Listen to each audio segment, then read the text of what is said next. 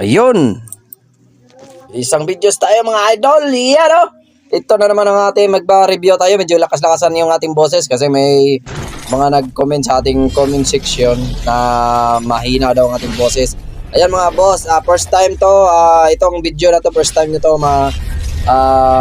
itong brand na to na nakita natin sa ating channel. Gusto ko nang gamitin to kasi medyo hinihintay ko lang na mag-change oil ako ulit. Mayroon ako na review nito boss at hindi ko kaya kasing bilhin kasi medyo may kamahalan siya, kaya pasensya na sa mga nag-comment na bakit daw hindi ito ang binili ko, hindi raw yan.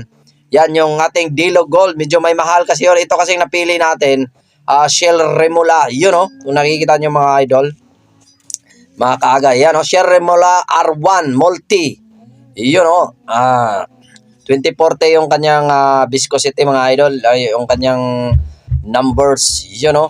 At yan, i-review natin to at konting review pala nito sa mga itong langis na to mga boss ay para lang to sa mga diesel engine, pero dahil ano